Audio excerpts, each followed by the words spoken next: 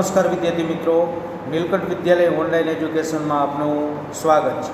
આજે આપણે ધોરણ 6 વિષય સામાજિક વિજ્ઞાન કે જેમાં આપણે પ્રશ્નોત્તરીના વિડીયો અત્યારે ચાલુ છે મુદ્દાસર જવાબના, જેમાં આપણે 14મો પાઠ બરાબર અને 14મા પાઠમાં એક લેક્ચરનો પીએસ આપણે કરી ગયા. આજે લેક્ચર નંબર 2 વિવિધતામાં એકતા બરાબર, એમાં આપણે ત્રીજા પ્રશ્નો પૂરો કર્યો હતો, ચોથા પ્રશ્નની વાત કરી હતી.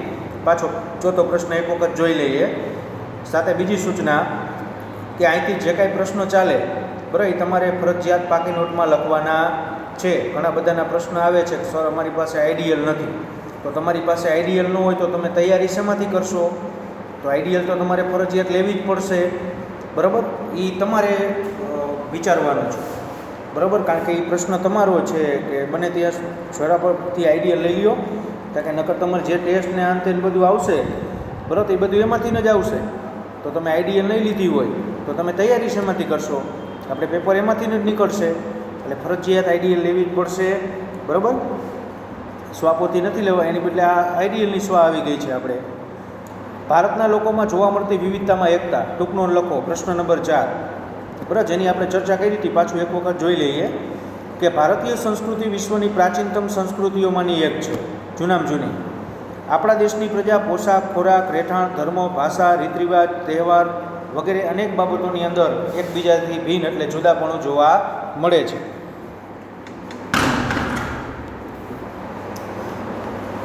છતાં દેશવાસીઓમાં ભાવાત્મક એકતા છે. આટલું બધું અલગ છે, જુદાપણું છે, વિવિધતા છે, છતાં પણ બધાના એકતા જોવા મળે છે. આપણી જે સ્વતંત્રતાની લડત હતી અંગ્રેજો સામેની, એમાં બધી જ્ઞાતિના બધા ધર્મના લોકો છે, એનો સહિયારો પુરુષાર્થ હતો, સહિયારી મહેનત હતી. બધા સાથે મળી અને આઝાદીની લડાઈ લડ્યા, ત્યારે આપણે મહામૂલી આઝાદી મળી. ભારત દેશે વિશ્વના દેશોને પણ વસુદેવ કુટુંબકમ, વિશ્વ આખું અમારું કુટુંબ છે, આવી ભાવના છે એ વિશ્વમાં સાકાર કરી બતાવી છે. ભારતના ધર્મ, સંપ્રદાય, જ્ઞાતિ, ભાષા, ઉત્સવ આ બધાનું સંમિશ્રણ એટલે બધું ભેગું જોવા મળે છે. અલગ અલગ જ્ઞાતિના અલગ અલગ તહેવારો, ઉત્સવો એની સાથે મળીને બધા ઉજવણી કરે છે. ભારતના લોકો સહઅસ્તિત્વની ભાવનાથી પોતાનું જીવન જીવે છે. આમ વિવિધતામાં એકતા એ ભારતીય સંસ્કૃતિની આગવી વિશેષતા છે બરાબર. આ પ્રશ્નની આપણે વાત તો કરી હતી, પાછો એક વખત રિવિઝન કરી લીધો. હવે 5મો પ્રશ્ન ટૂંકનો લખો કે આ વિવિધતામાં જોવા મળતા ભેદભાવ, કે આટલી બધી વિવિધતા છે તો ક્યાંક ને ક્યાંક ભેદભાવ જોવા મળે છે. ઊંચ નીચ છે, સાક્ષર નિરક્ષર, ગ્રામીણ શહેરી, આવા ભેદભાવ જોવા મળે છે. તો આ ભેદભાવ છે એ કોઈ પણ સંજોગોની અંદર વધવાનો જોઈએ, નાબૂદ થવા જોઈએ.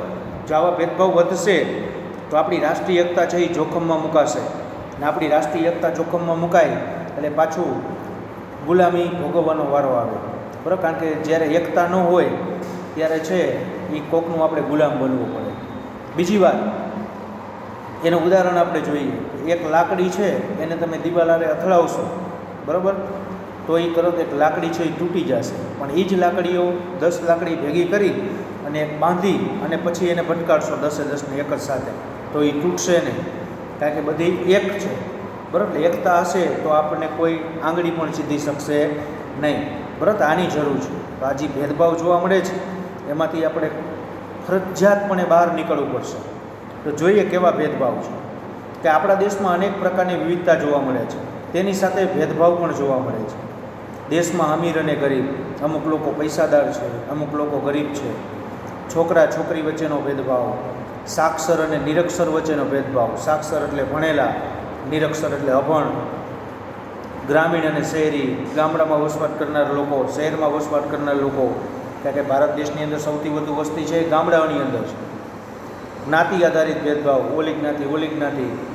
આ ગરીબોને કેટલીક વખત અન્યાય, અપમાન અને અનાદરનો સામનો કરવો પડે. ગરીબ વ્યક્તિ છે એને તરછોડી દેવામાં આવે બરાબર, એનો અનાદર કરવામાં આવે, એની સાથે અન્યાય કરવામાં આવે, એનું અપમાન કરવામાં આવે, એને છેતરવામાં આવે, કારણ કે પોતે અભણ છે, ગરીબ છે બરાબર, અક્ષર જ્ઞાન નથી મેળવેલું, એટલે બધા એને છેતરવાના પ્રયાસો કરશે બરાબર. આ મતભેદ વધતા જશે, એ વધશે તો દેશની એકતા જે છે, અખંડિતતા છે બરાબર, એમાં હાનિ પહોંચશે.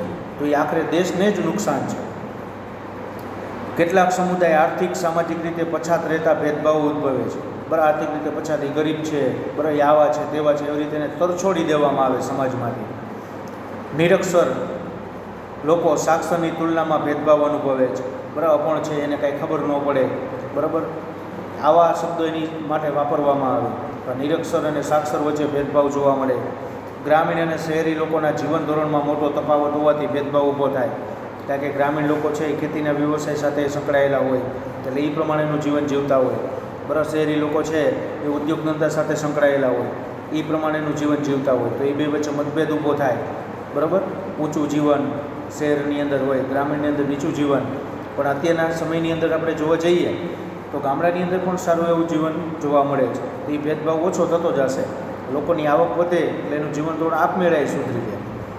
આમ વિવિધતા અને તફાવતને કારણે ઘણા પ્રકારના ભેદભાવ ભારતીય સમાજમાં જોવા મળે છે. આવી વિવિધતા છે અને સાથે ભેદભાવ પણ જોવા મળે છે. પણ આ ભેદભાવ છે એને કોઈ પણ સંજોગોમાં આપણે નાબૂદ કરવા પડશે.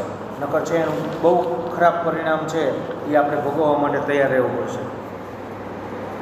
ત્યારબાદ છે ટૂંકનો લોકો વિવિધતા અને સમાનતાના પ્રયાસો. કે વિવિધતાની અંદર સમાનતા કેવી રીતે કેળવાય, બરાબર, એની વાત છે.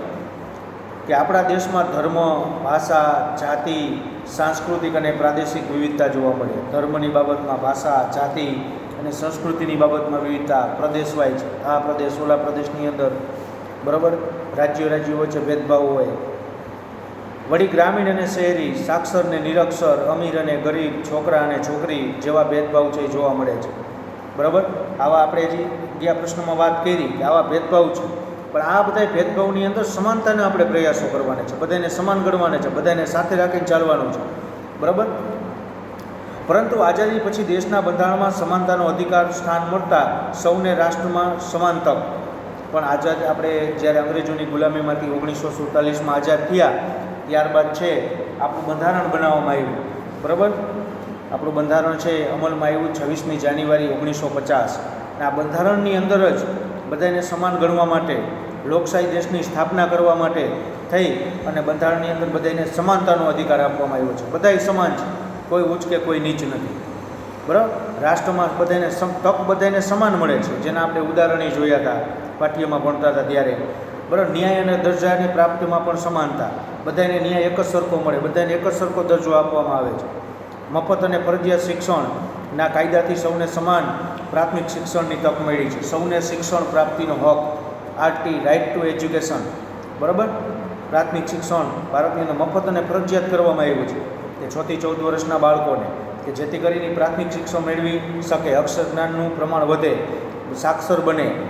બરાબર, એટલા માટે એ બધાને સમાન તક છે. ગમે તે જ્ઞાતિનો, ગમે તે જાતિનો, ગમે તે પ્રદેશમાં વસવાટ કરતો હોય, બધાને શિક્ષણ પ્રાપ્તિનો હક છે. વળી ચોક્કસ જ્ઞાતિના લોકો માટે ગ્રામ પંચાયતથી સંસદ સુધીની ચૂંટણીમાં કેટલીક બેઠકો અનામત રાખવામાં આવી. કે જે પછાત જ્ઞાતિ છે એના માટે અનામતની જોગવાઈ કરવામાં આવી. શું કામ? કારણ કે એ લોકો પાછળ છે, એ લોકોને આગળ લઈ આવવાના પ્રયાસ કરવામાં આવ્યા છે કે જેથી કરીને રાજકીય બાબતની અંદર પણ એ આગળ આવે, પોતાના સમાજનું, બરાબર, પોતે નેતૃત્વ કરી શકે, એના સમાજને આગળ લઈ આવવા માટેના એ પ્રયત્નો કરી શકે. એટલા માટે એના માટે થઈને અમુક બેઠક છે અનામત રાખવાની જોગવાઈ પણ કરવામાં આવી છે. આમ સામાજિક, આર્થિક, રાજકીય અને સાંસ્કૃતિક રીતે સૌ સમાન રીતે જીવન જીવી શકે તે માટેના સરકાર પ્રયત્નો કરી રહી છે કે બધાને સમાન તક મળે, બધા સમાન રીતે પોતાનું જીવન જીવી શકે બધી બાબતોમાં. બરાબર, એવા પ્રયાસો છે એ સરકારશ્રી દ્વારા કરવામાં આવી રહ્યા છે. હવે વાત કરવાની છે કે છોકરા છોકરીના ભેદભાવ વિશે ટૂંકનો લખો, જણાવો. બરાબર, તો છોકરા અને છોકરી વચ્ચેનો ભેદભાવ જોવા મળે છે. એક જ ઘરની અંદર ભાઈ બહેન રહેતા હોય તો બેના ઉછેરમાં પણ તફાવત હોય, ભાઈને ઘણી જગ્યાએ છૂટછાટ હોય, બરાબર, છોકરીને છૂટછાટ નથી હોતી. આવા છે છોકરીઓને ઘરકામ કરવાનું, બીજું બહાર નહીં નીકળવાનું, કુટુંબ વિશે નિર્ણય લેવામાં છતાં નહીં. પરંતુ આ પહેલાંના સમયની અંદર આ વધુ જોવા મળતું હતું. અત્યારના સમયની અંદર આમાં આ ભેદભાવ છે એ હું એમ કહું તો કહી શકાય કે 90% નાબૂદ થઈ ગયો છે. આ છે ગરીબ અને પછાત વર્ગના લોકો છે અહીંયા થોડોક ભેદભાવ જોવા મળે છે. બરાબર, પણ આ ભેદભાવ છે દિવસે દિવસે નાબૂદ, કારણ કે એને પણ સમાન તક આપવામાં આવે છે. અત્યારે દરેક ક્ષેત્રની અંદર મહિલાઓ સ્થાન શોભાવી રહી છે. કે તમે એક સામાન્ય જોઈએ આપણે તો સામાન્ય એક ટ્રેનના પાયલોટ, ડ્રાઈવર થઈ અને પ્લેનના પાયલોટ સુધીની સફર છે, અવકાશયાત્રી સુધીની સફર છે એ અત્યારે મહિલાઓ કરી રહી છે.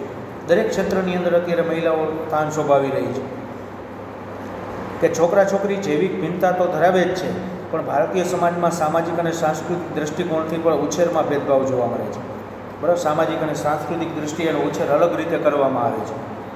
આજે પણ ઘણા કુટુંબમાં મહિલા ઘરકામ, રસોઈ અને બાળ ઉછેરના જ કામો કરે છે અને ઘરની બહાર નીકળવાનો છે એ મોકો આપવામાં આવતો નથી. સ્ત્રીઓને કુટુંબ વિશે એક નિર્ણય લેવાની સત્તા હોતી નથી. કુટુંબની અંદર કોઈ પણ નિર્ણય લેવાનો હોય તો સ્ત્રીઓને નિર્ણય લેવાની સત્તા નથી હોતી. તેને ન ખબર પડે એમ કરીને એને મૂકી દેવામાં આવે. સ્ત્રીઓના આરોગ્યની યોગ્ય કાળજી લેવાતી નથી. બરાબર, આ તો પહેલાં હતું, અત્યારે નથી. બરાબર, અત્યારે એ ભેદભાવ સાવ નાબૂદ થઈ ગયો એવું કહેવું હોય તો કહેવાય કે આરોગ્યની બાબતમાં કે એને તો ચાલે, મટી જશે, બતાવવા નથી જવું. છોકરો હોય તો ફટાફટ બતાવવા જાય, પણ આવું હતું પહેલાં, અત્યારે કાંઈ છે નહીં. શિક્ષણ અને આર્થિક અધિકારોથી છોકરીઓને વંચિત રાખવામાં આવે, કે શિક્ષણથી વંચિત રાખવામાં આવતી હતી. અત્યારનો પ્રમાણની જો આપણે ગણતરી કરીએ, હા, સરેરાશ ઓલ ઓવર ઇન્ડિયાનો આપણે સાક્ષરતા દર કાઢીએ તો મહિલાઓમાં સાક્ષરતા દર માઇનોર થોડાક ટકા ઓછો છે. બરાબર, પણ એ જે એવા પછાત કુટુંબો છે એની અંદર વધારે જોવા મળે છે. બાકી તો અત્યારે મહિલાઓનો સાક્ષરતા દર ઘણો બધો ઊંચો આવી ગયો છે પહેલાંની સરખામણીએ. બરાબર, સારી સારી પોસ્ટોની અંદર અત્યારે મહિલાઓ જોવા મળી રહી છે. બરાબર, ઉચ્ચ શિક્ષણની અંદર પણ મહિલાઓ સારું સ્થાન શોભાવી રહી છે. છોકરા છોકરીના કપડાં, રમતો, અભ્યાસ, હરવા ફરવા, વિચાર વગેરેમાં પણ ભેદભાવ રાખવામાં આવે છે. છોકરા કપડાની અંદર ફેરફાર, રમતો રમવામાં ફેરફાર, અભ્યાસ માટેની તકમાં ફેરફાર, હરવા ફરવા ઉપર. પણ આ તકની અંદર અત્યારે જોવા જઈએ તો અત્યારે આ નાબૂદ થઈ રહી છે. છોકરીઓ બાળ લગ્ન, પડદા પ્રથા, દહેજ પ્રથા જેવા કુરિવાજોનો ભોગ બને છે. આવા કુરિવાજ પહેલાંના સમયમાં વધુ જોવા મળતા, અત્યારે પછાત વર્ગના લોકોમાં એ જોવા મળે છે. આ ન હોવા જોઈએ. આ તો કોઈ પણ સંજોગોની અંદર એને નાબૂદ કરવાના છે. કે બાળ લગ્ન છે, પડદા પ્રથા, બાળકીને દૂધ પીતી કરવાનો રિવાજ, આવા રાજારામ મોહન રાય જેવા જે આપણા સામાજિક સુધારકો હતા એને ઘણા બધા પ્રયત્નો કર્યા કે આની અંદરથી કોઈ પણ સંજોગોમાં સમાજને બહાર કાઢવો છે આ કુરિવાજોમાંથી. કુ એટલે ખરાબ રિવાજ થયા. વળી સમાજમાં પુત્ર જન્મ પ્રાધાન્ય હોવાથી સ્ત્રીની ભ્રૂણ હત્યા કરવામાં આવે છે. બરાબર, પુત્ર જન્મને પ્રાધાન્ય આપવામાં આવે છે એટલે સ્ત્રી ભ્રૂણ હત્યા કરવામાં આવે છે. પણ સ્ત્રી ભ્રૂણ હત્યા એક મહાન પાપ છે અને સરકાર દ્વારા પણ કાયદાની રૂએ એના ઉપર પ્રતિબંધ ફરમાવવામાં આવ્યો છે. બરાબર, સ્ત્રી ભ્રૂણ હત્યા એક કાયદેસર ગુનો બને છે. એટલે આવા બધા પ્રયાસો સરકાર દ્વારા થઈ રહ્યા છે. એના હિસાબે આ સ્ત્રી ભ્રૂણ હત્યાનું પ્રમાણ ઓછું થઈ રહ્યું છે. હજુ પણ છોકરા છોકરીમાં ઘણી બધી બાબતોમાં ભેદભાવ જોવા મળે છે. આના સિવાય પણ ઘણી બધી બાબતો એવી છે કે એની અંદર હજી મતભેદ જોવા મળે છે. આ મતભેદ છે કોઈ પણ સંજોગોમાં નાબૂદ કરવો જ પડશે. બરાબર, તો જ છે દેશ આગળ આવશે. હવે અહીંયા સુધી આજે આપણે રાખશું આજનો લેક્ચર. આ બધા સાથે સાથ પ્રશ્નો છે તમારે પાકી નોટમાં લખવાના અને પાકા કરવાના. ફરી વખત કહું છું, ઉતારો નથી કરવાનો, પાકું કરવાનું છે. બરાબર, હવે પછીનો જે 8મો પ્રશ્ન છે એ આપણે નેક્સ્ટ લેક્ચરની અંદર લેશું. આભાર વિદ્યાર્થી મિત્રો.